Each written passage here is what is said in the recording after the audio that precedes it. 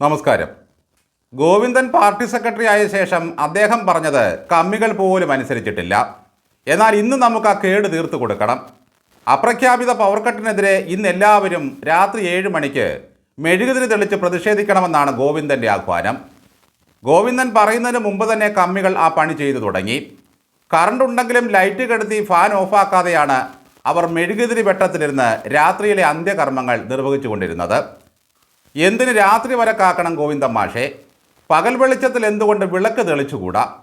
പകൽ സമയത്തും കയ്യിൽ വിളക്കുമായി തെരുവിൽ നടന്ന സത്യസന്ധനായ ഒരു മനുഷ്യൻ്റെ കഥ കേട്ടിട്ടില്ലേ? ദാർശനികനും ഗ്രീക്ക് ചിന്തകനും ആയിരുന്നു ഡയോജനിസ്. പകൽ വെളിച്ചത്തിൽ കയ്യിൽ കത്തുന്ന വിളക്കുമായി അദ്ദേഹം ഏതൻസിലെ തെരുവുകളിലൂടെ നടന്നു. എന്തിനാണ് പകൽ വിളക്ക് എന്ന് ചോദിച്ചവരോട് ഞാനൊരു സത്യസന്ധനായ മനുഷ്യനെ തിരയുകയാണ് എന്നായിരുന്നു ഡയോജനിസിൻ്റെ മറുപടി. സമൂഹത്തിലെ കാപട്യങ്ങളും സത്യസന്ധതയില്ലായ്മയും തുറന്നു കാട്ടാനാണ് ഡയോജനിസ് ഈ മാർഗം സ്വീകരിച്ചത്. ഈ തത്വചിന്തകനെ പോലെ MV ഗോവിന്ദനും ഒരു വിളക്കം തെളിച്ച പകൽ AKG സെൻറ്ററിൻ്റെ മുകളിൽ കയറണം. ഇവിടെയാണ് ഗോവിന്ദനും ഡയോജനിസും തമ്മിലുള്ള പ്രധാന വ്യത്യാസം. തത്വചിന്തകനായ അദ്ദേഹത്തിന് ഒരു സത്യസന്ധനെ കാണാൻ കഴിഞ്ഞില്ല. എന്നാൽ ഏത് കൂരിരുട്ടിലും ഒരു പ്രകാശനാളമായി ഒരു സത്യസന്ധൻ ഗോവിന്ദൻ്റെ മുമ്പിലുണ്ട്. സാക്ഷാൽ കാരണഭൂതരായ പിണറായി തിരുമനസ്. മടിയിൽ കനമില്ല, കയ്യിൽ കറയില്ല. കഴിഞ്ഞ ദിവസം വിളിച്ചു ചേർത്ത പത്രസമ്മേളനത്തിൽ MV ഗോവിന്ദനും കള്ളൻ വിജയനെ തള്ളിക്കളഞ്ഞു. സ്വരാജിനെക്കാട്ടിൽ മുഴുത്ത കള്ളനാണ് കേട്ടോ ഈ ഗോവിന്ദൻ. അദ്ദേഹത്തിൻ്റെ ആ പ്രസ്താവനയിലൂടെ അത് മനസ്സിലായി. കള്ളൻ വിജയൻ എന്നറിയപ്പെടുന്ന നാടകപ്രവർത്തകനെ പറ്റി ഒരു ഫീച്ചർ തയ്യാറാക്കാൻ ആരും ദേശാഭിമാനിൽ നിന്നും അയാളെ ബന്ധപ്പെട്ടിട്ടില്ല എന്ന നുണയാണ് ഗോവിന്ദൻ കാച്ചിയത്. പക്ഷെ ദേശാഭിമാനിയാണ് CPIM-ൻ്റെയും ഇടതുപക്ഷ പ്രസ്ഥാനത്തിൻ്റെയും ഏറ്റവും പ്രധാനപ്പെട്ട ജിഹ്വ. അതില്ലാത്തൊരു ദിവസത്തെപ്പറ്റി ആലോചിക്കാൻ തന്നെ സാധിക്കില്ല. അങ്ങനെ ഒരു ലേഖനമേ ആ പത്രത്തിൽ ഞങ്ങൾ അച്ചടിച്ചിട്ടില്ല അത്രേ. കള്ളൻ വിജയൻ എന്ന കഥാപാത്രത്തിന് പകരം ഏതെങ്കിലും നാട്ടിൽ കള്ളൻ ഗോവിന്ദൻ എന്ന പേരിൽ ഒരാളുണ്ട് എന്ന് സങ്കല്പിക്കുക.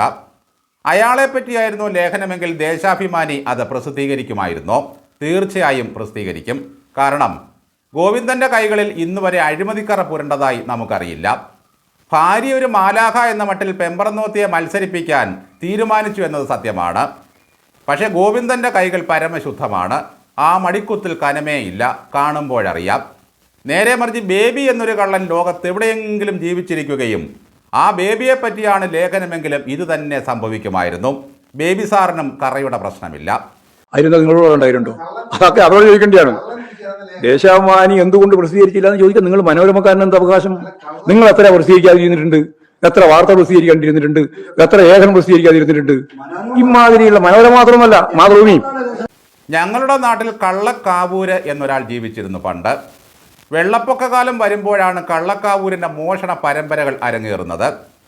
അച്ചൻകോവിലാർ ഇരുകരെ ഒത്തുകിടക്കുമ്പോൾ കള്ളക്കാവൂര് മോഷണത്തിനിറങ്ങും. പോലീസ് പിടിക്കാൻ ചെന്നാലുടൻ 6 നീന്തി അക്കരെ ചെന്ന് മുണ്ടുപൊക്കി കാണിക്കും. പോലീസുകാർ ഇളിഭ്യരായി മടങ്ങിപ്പോകും. ജനം കൂക്കി വിളിക്കും. ഇങ്ങനെ ഓരോ നാട്ടിലും പല പേരുകളിൽ കള്ളന്മാരുണ്ട്. നമ്മുടെ നാട്ടിലെ ഒരു പെരുങ്കള്ളൻ്റെ പേര് വിജയൻ എന്നായിപ്പോയി. ജീവിതത്തിൽ ഒരു മോഷണവും ചെയ്യാതെ കള്ളനെന്ന പേരുമായി ജീവിക്കുന്ന ഒരു നാടക പ്രവർത്തകനും ഇവിടെ ഉണ്ടായിപ്പോയി. ഇനി അഥവാ ഗോവിന്ദനെ പറ്റി ഒരു ഫീച്ചറാണ് എഴുതാൻ ദേശാഭിമാനി ഉദ്ദേശിക്കുന്നതെങ്കിൽ ഗോവിന്ദ തിരുനാമ സങ്കീർത്തനം എന്നൊക്കെ എത്ര മനോഹരമായ പേരിടാം. ഗോവിന്ദം ഭജ മൂഢമതേ എന്ന പേര് എത്ര സുന്ദരമാണ്.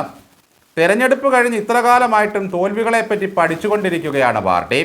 1 വർഷമെങ്കിലും എടുക്കും പഠിപ്പ് തീരാൻ.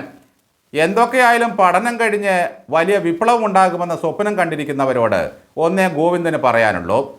CPM-ലെ നേതൃമാറ്റം എന്നത് മാധ്യമങ്ങളുടെ സ്വപ്നം മാത്രമാണ്. എന്തുവായാലും ശബരിമല സ്വർണ്ണക്കൊള്ള കേസുമായി ബന്ധപ്പെട്ട് CPM നിയോഗിച്ച 3ാമത്തെ ദേവസ്വം പ്രസിഡന്റും അകത്തുപോയി. കള്ളനും കാവൽക്കാരനും ചേർന്ന വെളുക്കും വരെ കക്കാമെന്ന തെളിവാണല്ലോ ഈ പ്രതിഭാസം. ഇത്രയൊക്കെ പ്രതിസന്ധികൾ വന്ന് അണ്ണാക്കിലടിച്ചിട്ടും CPM നടത്തുന്ന വ്യത്യസ്തമായ സമരങ്ങൾ ശ്രദ്ധിക്കൂ. അതിലൊന്നിൻ്റെ പേരാണ് മെഴുകുതിരി പ്രതിഷേധം. എന്തിനാ ഗോവിന്ദ ഇന്ന് ഒരു ദിവസം മാത്രമാക്കി കളയുന്നത്? എല്ലാ ദിവസവും 1 മണിക്കൂർ നിങ്ങൾക്ക് വെളിച്ചമണച്ച് മെഴുകുതിരിയോ പന്തമോ കത്തിച്ച് വീട്ടിലിരുന്നു കൂടെ? വെളിച്ചം ദുഃഖമാണ് ഗോവിന്ദ, തമസ്സല്ലോ സുഖപ്രദം. അല്ലെങ്കിൽ തന്നെ സ്വയം വെളിച്ചമായി നിങ്ങൾക്ക് എന്തിനാണ് മറ്റൊരു വെളിച്ചം? എല്ലാ സഖാക്കളും സന്ധ്യയാകുമ്പോൾ നിലവിളക്ക് കൊളുത്തി വെച്ച് രാമായണം വായിക്കണമെന്ന് എന്തുകൊണ്ടാണ് പാർട്ടി ആഹ്വാനം ചെയ്യാതിരിക്കുന്നത്? ഹിന്ദുക്കളെ പിടിക്കാൻ ഇത്രയും നല്ലൊരു മാർഗമില്ല. കർക്കടകവാവിന് എല്ലാവരും പിതൃബലി തർപ്പണം നടത്തണം എന്നുകൂടി ആഹ്വാനം ചെയ്താൽ സംഗതി നമ്മുടെ കയ്യിലിരിക്കും. പൂർവ്വപിതാക്കളെ സ്മരിച്ച് ബലിയിട്ടില്ലെങ്കിലും രക്തസാക്ഷികളെ സ്മരിച്ച് നിങ്ങൾക്ക് ബലിപിണ്ഡം ഇട്ടുകൂടെ? ഓം പ്ലീനസ്യ പ്ലീനെ സ്മരണപുളകം സമർപ്പയാമി എന്ന മന്ത്രം ഉരുവിട്ട് പാർട്ടി കമ്മിറ്റികൾ ബലിയിടുന്നത് ഒന്ന് ചിന്തിച്ചു നോക്കൂ. കരിങ്കാക്കകൾ കൂട്ടത്തോടെ വരും ബലിച്ചോറുണ്ണാൻ. പാവങ്ങൾക്ക് പൊതിച്ചോറ്, ആത്മാക്കൾക്ക് ബലിച്ചോറ്. ഈ പാർട്ടി നന്നാകാനുള്ള വഴികളാണ് പറഞ്ഞു തരുന്നത്. വേണമെങ്കിൽ സ്വീകരിക്കാം, അല്ലെങ്കിൽ നിഷ്കരണം തള്ളിക്കളയാം. ഇനി വാർത്താ സമ്മേളനത്തിൽ ഗോവിന്ദൻ പറഞ്ഞ അവസാന വാചകം കൂടി പറയാം. വ്യാജ പ്രചാരണത്തിനെതിരെ നിലപാട് സ്വീകരിക്കാൻ PK ശ്രീമതിയോട് പാർട്ടി നിർദ്ദേശിച്ചിട്ടുണ്ടത്രേ. ഗോവിന്ദൻ അറിഞ്ഞായിരുന്നോ? പരാതി കൊടുത്തപ്പോൾ തന്നെ പരിഹാരമുണ്ടായി. സ്വപ്ന സുരേഷ് നാണംകെട്ട ആരോപണങ്ങൾ 3 സഖാക്കൾക്കെതിരെ ഉന്നയിച്ചിരുന്നു. അതിനെതിരെ നിയമ നടപടി സ്വീകരിക്കാൻ പാർട്ടി ആ 3 പുളകന്മാർക്കും അനുവാദവും കൊടുത്തു. വർഷങ്ങൾ പലത് കഴിഞ്ഞു, ഇതുവരെ ഒരു മാനനഷ്ടത്തിന് പോയിട്ടില്ലല്ലോ ഗോവിന്ദ. അങ്ങനെ പാർട്ടി അനുമതി കൊടുത്തിട്ടും നിയമ നടപടിക്ക് പോകാത്തവർക്കെതിരെയും പാർട്ടി അച്ചടക്ക നടപടി സ്വീകരിക്കേണ്ടതല്ലേ?